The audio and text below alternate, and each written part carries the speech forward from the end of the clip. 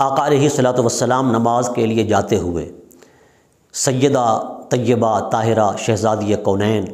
ملکہ قیامت خاتون جنت حضرت سیدہ فاطمۃ الزہرا رضی اللہ تعالی عنہا کے گھر مبارک کے دروازے کے سامنے سے گزرتے اور وہاں دروازے کے سامنے کھڑے ہو کر یوں فرماتے السلام علیکم یا اہل البیت، اے نبی کے گھر والوں تم پر سلام ہو۔ پھر ایک مرتبہ ایسا ہوا کہ امام علی مقام امام حسین کے رونے کی آواز سنی، حضور اندر تشریف لے گئے، حضور نے دیکھا حسین رو رہا ہے،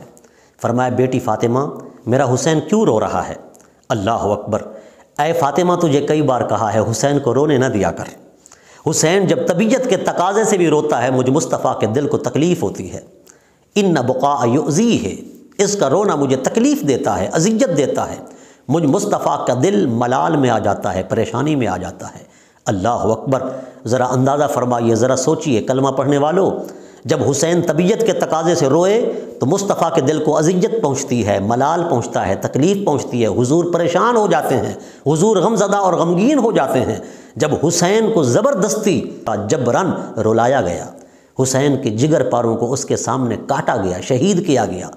شہزادوں کو شہید کیا گیا، بھائیوں کو شہید کیا گیا، احباب کو شہید کیا گیا، مستورات اہل بیت کی بے ادبی اور توہین کی گئی، اور پھر آخر کے اندر حسین کو بھی شہید کر دیا گیا۔ بتائیے جب حسین کو اس قدر رلایا گیا ہوگا تو پھر حضور کے ساتھ کیا گزری ہوگی؟ سرکار کو کتنا تکلیف پہنچی ہوگی، حضور کو کیا اذیت پہنچی ہوگی۔ سرکار کے قلب اطہر کو اذیت پہنچانے والے آج بھی جنت کے حقدار بنے بیٹھے ہیں۔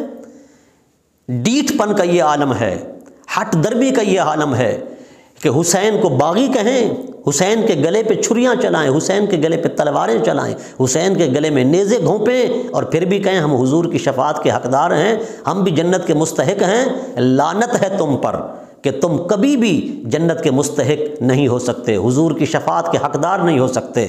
تمہیں لتر پڑیں گے اور تمہیں خدا کی مار پڑے گی، خدا کی پھٹکار پڑے گی، اور تمہیں جہنم کے آگ سے دوچار ہونا پڑے گا، عذاب جہنم سے، عذاب دوزخ سے تمہیں دوچار ضرور ہونا پڑے گا، کیونکہ جو رسول اللہ کے شہزادوں کو اذیت دیتا ہے وہ رسول اللہ کو اذیت دیتا ہے، جو رسول اللہ کو اذیت دیتا ہے وہ خدا کو اذیت دیتا ہے، اور جو خدا کو اذیت دیتا ہے وہ کبھی عذاب خداوندی سے بچ نہیں سکتا، وہ رب کی گرفت سے بچ نہیں سکتا۔ ان بطش ربک لشدید، میرا رب نہیں پکڑتا، پر جب پکڑتا ہے تو شدید پکڑتا ہے، مضبوطی سے پکڑتا ہے، پھر چھٹکارے کی کوئی، خلاصی کی کوئی صورت نہیں ہوتی، بچ نکلنے کے لیے پھر کوئی راستہ نہیں ہوتا۔